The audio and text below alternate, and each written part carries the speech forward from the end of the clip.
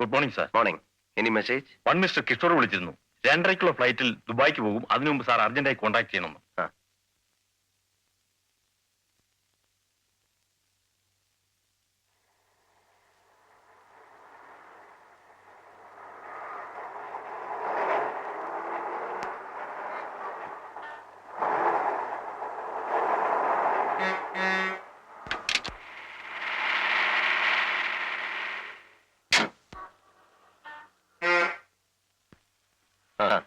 ഇവിടെ no parking ആണ്. വണ്ടിക്ക് എന്തോ തകരാറ്. ഞാനൊരു മെക്കാനിക്കിനെ കൂട്ടി ഇപ്പൊ വന്നേക്കാം. ഓട്ടോ ഒരു വർക്ക്ഷോപ്പിലേക്ക് വിട്ടെ.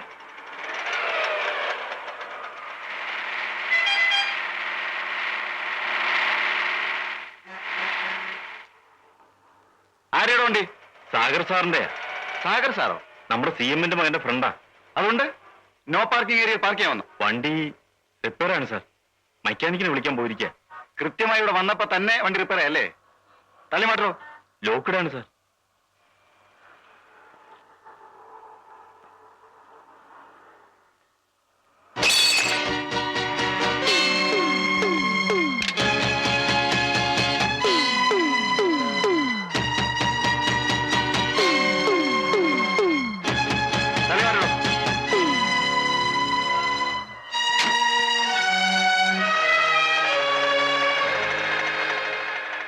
എന്താ sir problem?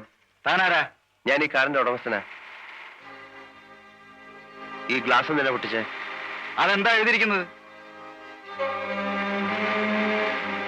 No parking. Park ചെയ്യാൻ പാടില്ലെന്ന്. ജീപ്പും റോങ് സൈഡിലാണല്ലോ പാർക്ക് ചെയ്തിരിക്കുന്നത്. സാറ് ഇതുപോലെ എനിക്കും ചെയ്യാമല്ലോ.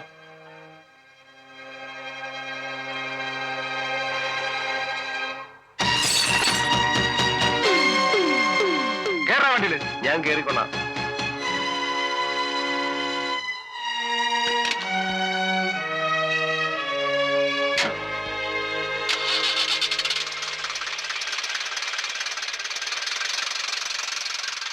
അദ്ദേഹത്തിന് വേണ്ടി ഞങ്ങൾ മാപ്പ് ചോദിക്കാം. ഈ ഒരു പ്രാവശ്യത്തേക്ക് ക്ഷമിക്കണം. ആളറിഞ്ഞൂടാത്തോണ്ടായിരിക്കും. ചാർജ് എടുത്തിട്ട് 2-3 മാസമേ ആയുള്ളൂ. എന്നെ ആരും ബഹുമാനിക്കണ്ട. ഒരു ഓഫീസർക്ക് ഇത്ര അഹങ്കാരം പാടില്ല. നിങ്ങൾക്കറിയാമല്ലോ എന്റെ പേഴ്സണൽ കാര്യങ്ങൾക്ക് ഞാൻ ഇന്ന് വരെ നിങ്ങളെ ബോധർ ചെയ്യിച്ചിട്ടില്ലെന്ന്.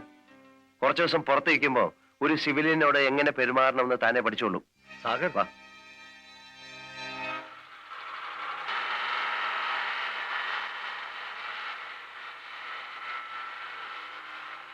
മരിച്ചുപോയ കസ്റ്റംസ് ഓഫീസർ സന്തോഷിന്റെ അനിയനാ ISP. സന്തോഷിന്റെ അനിയനോ?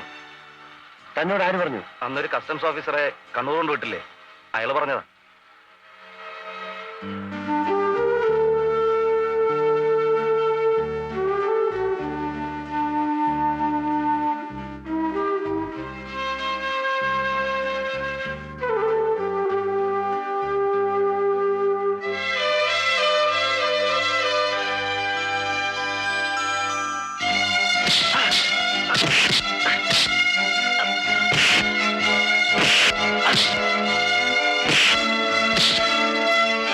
എന്തേ കാണിക്കുന്നത്?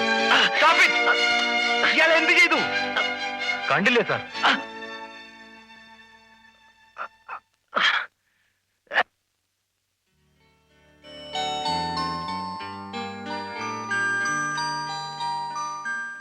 സാഗർ, നിനക്കിതിന്റെ ആവശ്യമുണ്ടോ? കള്ളക്കടത്തിന്റെ. നിന്നോടാ ചോദിച്ചത്. 3 നേരവും പച്ചവെള്ളം മാത്രം കുടിച്ചാ വിശപ്പ് മാറും. മുണ്ട് വലിച്ചു മുറുക്കി എത്ര ദിവസം കഴിയാ? നിനക്ക് ജോലിയൊന്നും കിട്ടിയില്ലേ? സാധിക്കുമെങ്കിൽ ഒരു ഉപകാരം ചെയ്താൽ കൊള്ളാം. ആ സാധനങ്ങളുടെ ഉടമസ്ഥൻ ഞാനല്ല. അത് വിറ്റാൽ എനിക്ക് 10-15 രൂപ കമ്മീഷൻ കിട്ടും. അതിന്റെ വില തിരിച്ചു നൽകാൻ എന്റെ പൈസയുമില്ല. അതുകൊണ്ട് ശരി, നീ നാളെ ഓഫീസിലേക്ക് വാ. അപ്പോ ഇവന്റെ കാര്യം തന്നെ ഏൽപ്പിച്ചിരിക്കുന്നു. ആളെങ്ങനെ ഉണ്ടെന്ന് നോക്കട്ടെ.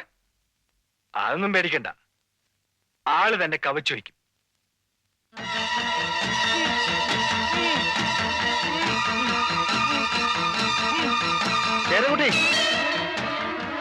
ശേരൻകുട്ടി, അവനെ കൊല്ലരുത്. സന്തോഷിനെ കൊല്ലരുത്. അവനെന്റെ ശേരൻകുട്ടി, പ്ലീസ്. വഞ്ചനയ്ക്കും ചതിക്കും ഇവിടെ ഒരു നിയമമേ ഉള്ളൂ. അത് നീ ആയിരുന്നാലും ശരി, ഞാനായിരുന്നാലും ശരി.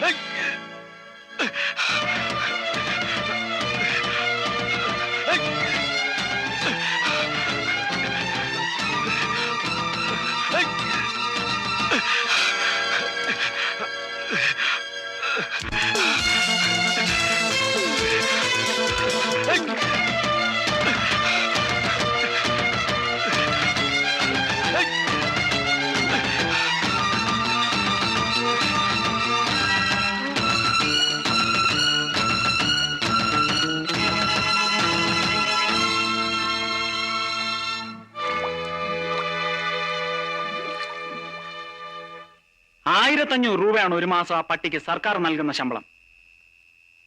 മാസം 15,000 രൂപ കൊടുത്ത് ഞാൻ അവനെ പോറ്റി വളർത്തി. 2 പ്രാവശ്യം നിനക്ക് വേണ്ടി ഞാൻ അവനോട് ക്ഷമിച്ചു. എന്നിട്ട് വീണ്ടും അവൻ നമ്മളെ ചതിച്ചു. 50 ലക്ഷം രൂപയാണ് അവൻ കാരണം നമുക്ക് നഷ്ടമായത്. കഴിഞ്ഞ പ്രാവശ്യം നീ ഏറ്റതല്ലേ? എന്നിട്ട് എന്തായി? എന്താ നീ ഒന്നും മിണ്ടാത്തത്? നിന്റെ നാ ഇറങ്ങിപ്പോയോ?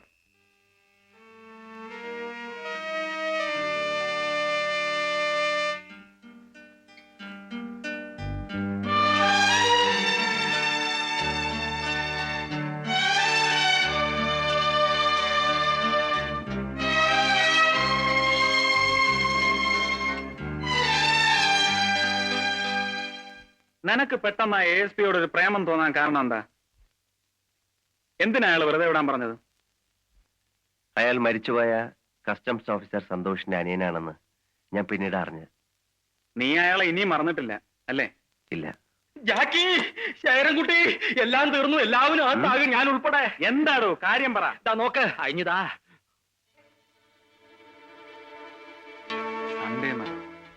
ദേ കണ്ടില്ലേ, വലിയ ചതിയായി പോയി. ഇതെങ്ങനെ അവരറിഞ്ഞു? അച്ഛൻ അറിഞ്ഞാ തീർന്നു. പിന്നെ ഇരിക്കപ്രതി ഉണ്ടാവില്ല. വെറുതെ കിടന്ന് ബഹളം ഉണ്ടാക്കും. ഈ ന്യൂസ് അവർക്ക് എങ്ങനെ കിട്ടി? ആരാ ഇവരുടെ ആള്? ആളെ എനിക്കറിയാം. ഞാൻ പരിചയപ്പെട്ടിട്ടുണ്ട്. ഒരു പെണ്ണ, അശ്വതി. നല്ല ഡീസന്റ് ആണ്. അയ്യോ, ഞാനല്ല അവർക്ക് ഈ ന്യൂസ് കൊടുത്തത്. അല്ല, സത്യമായിട്ടും അല്ല. ആ പ്രതിപക്ഷ നേതാവ് പിള്ള ഒരലന്ന സാധനമാണ്. രണ്ടാമതും കുത്തി പൊക്കുവോ? എന്തിന്? അങ്ങനെയുള്ള ബുദ്ധിമോശമൊന്നും അയാൾ കാണിക്കില്ല. സംഭവം നടന്നിട്ട് ഇത്രയും ദിവസമായില്ലേ? അയാളുടെ പാർട്ടിക്കാരല്ലാതെ ചെയ്തതെന്ന് അന്നേ അയാൾ മനസ്സിലാക്കി കാണും. തെളിയിക്കാൻ ബുദ്ധിമുട്ടായതുകൊണ്ട് അനങ്ങായിരുന്നത്. ഏതായാലും ഇപ്പൊ അസംബ്ലി ഇല്ല. പിന്നെ ബോംബെയിൽ നിന്ന് വന്ന ഒരു മാഗസിനിലെ ന്യൂസ് വിലപ്പോവില്ല എന്ന് അയാൾക്കറിയാം. പത്രക്കാർക്ക് എന്താ അടിച്ചുവിടാൻ പറ്റാത്തത്? എന്നാലും ആ പെണ്ണിന് ഈ ന്യൂസ് എങ്ങനെ കിട്ടി? അതൊന്നറിയണ്ടേ? സാഗർ, അവളോടൊന്ന് ചോദിച്ചാലോ? എന്ത് കാര്യം? ചോദിച്ചാൽ അവർ എഴുതിയത് നമ്മൾ സമ്മതിക്കുന്നു എന്നല്ലേ അർത്ഥം? വേണ്ട, അത് പിന്നെയും പ്രശ്നങ്ങൾ ഉണ്ടാക്കും. എന്നാലും അവളെ ഒന്ന് പേടിപ്പിച്ചു നിർത്തുന്നതല്ലേ നല്ലത്? പേടിക്കും പേടിക്കും. വേഗം ചെല ശേരൻകുട്ടി, എടുത്തിയാട്ടാ നിന്റെ കുഴപ്പം.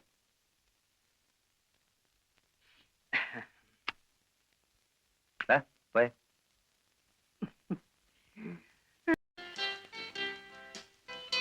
ഹലോ. ഹലോ.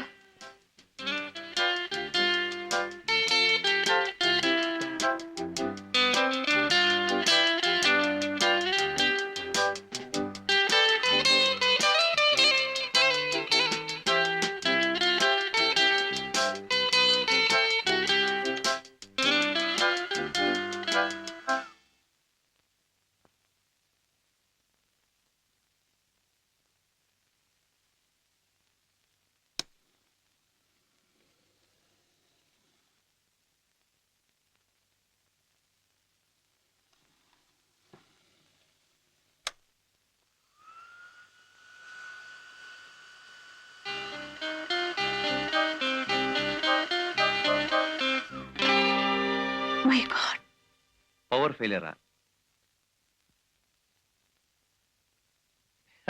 അത് തുറക്കില്ല.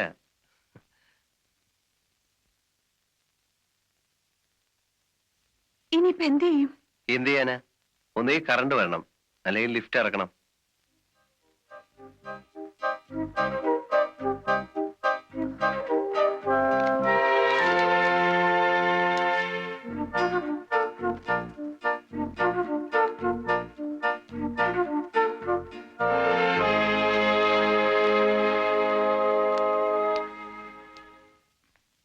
എക്സ്ക്യൂസ് മീ, ആ വീക്കിലി ഒന്ന് തരാം.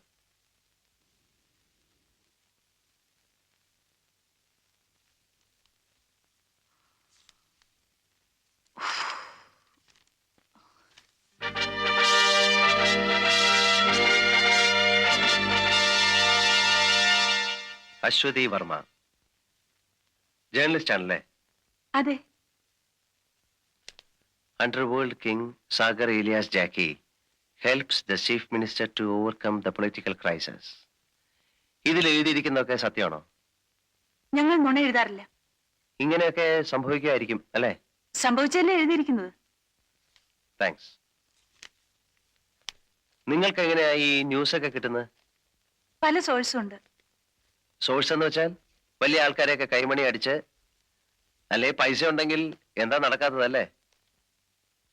അതിൽ എഴുതിയിരിക്കുന്ന ജാക്കി അറിയോ? ഓയെസ്, അറിയാം. അത് ശരി, അയാൾ പറഞ്ഞായിരിക്കും. അല്ല, ചിലരുണ്ടല്ലോ വീരവാദം മുഴക്കുന്നവർ, ഞാൻ അത് ചെയ്തു ഇത് ചെയ്തു എന്നൊക്കെ. സാറിന് എന്താ ജോലി? ബിസിനസ്സാ. എന്ത് ബിസിനസ്? ഈ ബിസ്ക്കറ്റ് കച്ചവടം. ഹോൾസെയിൽ ആയിരിക്കും. ഹോൾസെയിലും ഉണ്ട്, റീറ്റെയിലും ഉണ്ട്. ഓ, താങ്ക് ഗോഡ്.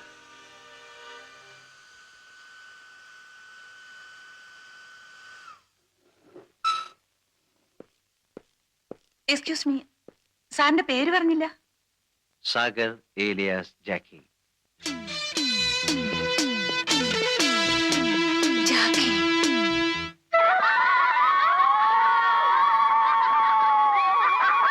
നല്ല സ്ഥലം. ചേച്ചി ഇവിടെ നില്ല, ഞാനിപ്പോ വരാം. ഉം. വിളി, വരാൻ പറ. ആ വരി വരി വരി. ആ വരി വരി, ഇരിക്കി. നിങ്ങൾക്ക് ഇപ്പൊ എന്തെല്ലാണ് വേണ്ടത്? എന്തൊക്കെയുണ്ട്? പൗഡർ, പെർഫ്യൂം, സാരി, പലതുണ്ട്. ആ, ഒന്ന് കാണട്ടെ. ഇരിക്കുന്നത് കള്ളശൈത്താൻ, നീ നമുക്ക് നായിന്റെ അവൻ. നമ്മളെ ലാസ്റ്റാണ്. എന്ത് ചെയ്യും? നല്ല വറാവറില്ല. കുത്തിരിക്കുന്നത്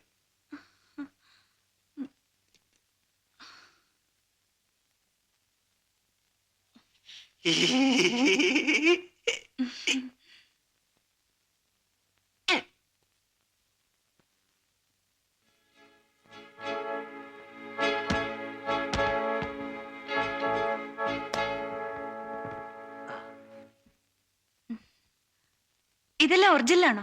ഡ്യൂപ്ലിക്കേറ്റിന്റെ കച്ചവടം നമുക്കില്ലല്ലോ. ആ പെർഫ്യൂം എടുക്കൂ. One show. സോപ്പ് അല്ല, പൗഡർ. അത് വേണ്ട, അത് വേണ്ട. യാഡ്ലി. പിന്നെ അത് വേണ്ട, ഇതൊരു പുതിയ സാധന. നിവ്യ. ഇതിനെന്താ വില? 125 റുപ്യ. ഞാനാണെങ്കിൽ അങ്ങോട്ടും ഇങ്ങോട്ടും എന്തെങ്കിലും ചെയ്യാന്ന്. ഇതൊക്കെ എനിക്ക് വേണം. നിങ്ങൾക്ക് ഇതെല്ലാം എവിടുന്നാ കിട്ടുന്നത്? ഇമ്പോർട്ട് ചെയ്യുന്നതാ? ഇമ്പോർട്ടും എനിക്കറിയില്ല. ഉരുല്ലേ ആ, മച്ചുവ, ആ. അറബിന്റെ അവിടുന്ന്. ആ. പിന്നെ ചില പഹന്മാര് ദുബായിൽ നിന്ന് വന്നിട്ട് ഡ്യൂട്ടി എടുക്കാൻ കാശില്ലാതെ കറങ്ങുമ്പോ അവരോട് ചുളു വിലക്ക് കിട്ടണാണിത്. ചുളു വിലക്ക് കിട്ടുന്നാണെങ്കിൽ വില കുറച്ച് തന്നൂടെ? വില പറഞ്ഞ പ്രശ്നമില്ല, ഫിക്സഡ് റേറ്റാ. ആ, അപ്പോഴേ ഈ ഒരു പുറംകടലിൽ വരുമ്പോ മച്ചുവയിൽ പോയി കളക്ട് ചെയ്യോ? അതിന് ഏജന്റുമാരുണ്ട്. ആ, അപ്പൊ ഈ ഏജന്റുമാര് കൊണ്ടുവന്ന് ഇതൊക്കെ സപ്ലൈ ചെയ്യും അല്ലേ? ആ ആ. അപ്പോ ഈ ഏജന്റുമാർക്ക് ഒരു തലവനുണ്ടാവും അല്ലേ? ഓ ഓ. അദ്ദേഹം ആയിരിക്കും ജാക്കി.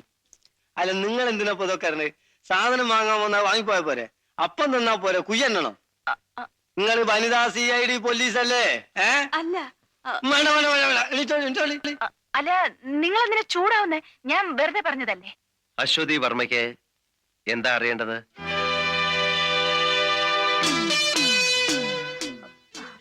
ഞാൻ ഈ സാധനങ്ങൾ വാങ്ങിക്കാൻ വന്നതാ. സാധനം വാങ്ങാൻ വന്നതോ? നിങ്ങൾ CID പോലീസ് അല്ലേ? ഏയ്, അശ്വതി വർമ്മ പൊയ്ക്കൊള്ളൂ, പൊയ്ക്കൊള്ളൂ. എന്താ കഴിക്കാൻ സംഭവിച്ചത്? അത് പുന്നാര മോനെ ഒരു ചെക്കൻ പിടിച്ചു വലിച്ചു കൊണ്ടുവന്നാണ് ബല.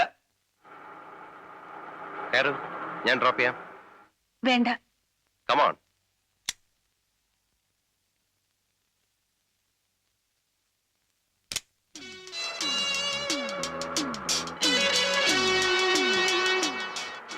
അശ്വതി വർമ്മയ്ക്ക് എന്നെ കുറിച്ചാണ് അറിയേണ്ടതെങ്കിൽ എന്നോട് ചോദിച്ചാൽ പോരെ?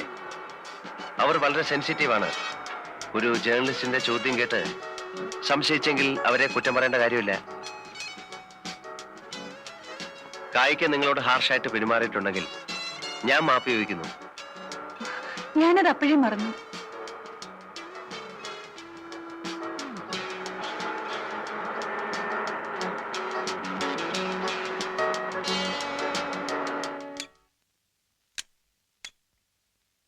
ലോറൻസ്, ഇവരെ വീട്ടിലേക്ക് ഒന്ന് വിട്ടേക്കൂ. അല്ല, എന്നെ വീട്ടിലേക്ക് ക്ഷണിക്കുന്നില്ലേ? ഒരു കാപ്പിയെങ്കിലും തന്നൂടെ? Come on. Thanks.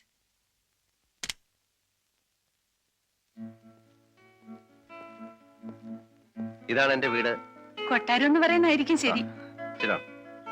Thanks. Excuse me, 1 minute. ഓയേസ്.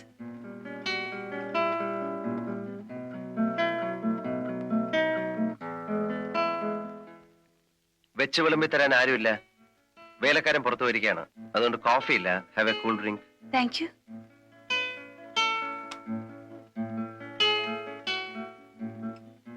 ഒറ്റയ്ക്കാണോ താമസം? അതെ. വേറെ ആരും? ഉണ്ട്. അമ്മ നാട്ടിലാണ്.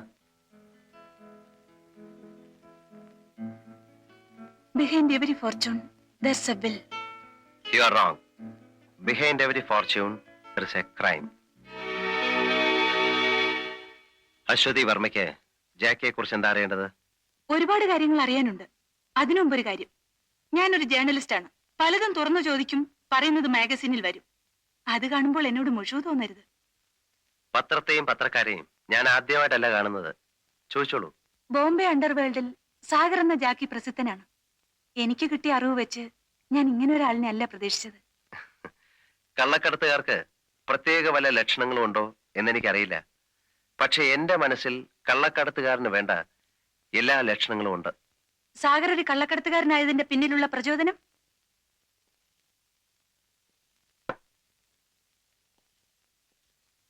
ഈ മാഗസീൻസ് നിറയെ നിങ്ങളെപ്പോലുള്ള പത്രക്കാരെഴുതിയ അധോലോക രാജാക്കന്മാരുടെ വീരസാഹസിക കഥകളുടെ അധ്യായങ്ങളാണ്. ഹാജി മസ്താൻ, യൂസഫ് പട്ടേൽ, ദാവൂദ് ഇബ്രാഹിം, വരദരാജ മുതലിയാർ തുടങ്ങിയ അധോലോക രാജാക്കന്മാർക്ക് ദിവ്യപരിവേഷം നൽകി നിങ്ങൾ പ്രസിദ്ധീകരിച്ചിട്ടുള്ള വീരഗാഥകൾ. ചോരത്തിളപ്പും തന്റെ ഇടവുമുള്ള ഒരു ചെറുപ്പക്കാരൻ ഇതൊക്കെ വായിച്ച് അങ്ങനെയൊക്കെ ആയിത്തീരാൻ ആഗ്രഹിച്ചെങ്കിൽ അതിലെന്താ തെറ്റ്?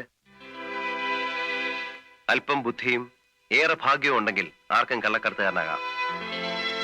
സൊസൈറ്റി അവരെ ബഹുമാനിക്കുന്നു. രാഷ്ട്രീയക്കാർ അവരുടെ മുമ്പിൽ ആജ്ഞ സ്വീകരിക്കാൻ ഓച്ഛാനിച്ചു നിൽക്കുന്നു.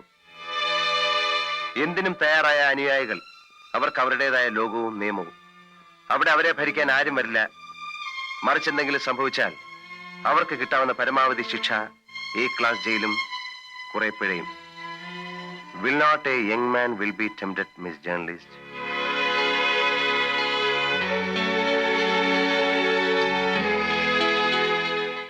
ഞായറാഴ്ച കണ്ണാടി, സൺഡേ മിറർ, ശവം. ആ ശേഖരൻകുട്ടി ജപ്തിയാണല്ലേ? താമ്പോ, ഞാൻ അയ്യോ, അത് പറ്റില്ല. കയ്യോടെ കൂട്ടിക്കൊണ്ട് ചെല്ലാനാ ശേഖരൻകുട്ടി പറഞ്ഞത്. സോറി, എനിക്ക് അത്യാവശ്യമായി ഒരിടം വരെ പോണം. സാരമില്ല, ഞാൻ പിന്നെ വരാം. അശ്വതിയെ ഞാൻ ഡ്രോപ്പ് ചെയ്യാൻ പറയാം. ആ. Come on.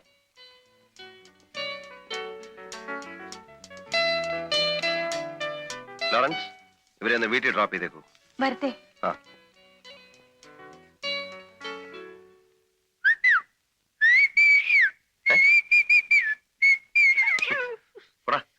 വണ്ടി എവിടെ? വണ്ടി എക്കട ഉന്തി. നിന്റെ ഒരു മുടിഞ്ഞ തെലുങ്ക്. എന്റെ അച്ഛൻ ആന്ധ്രാക്കാരനായി പോയതിന് മതി, ഞാൻ കുറെ കേട്ടതാ. അക്കടെ സ്വച്ഛനന്ദി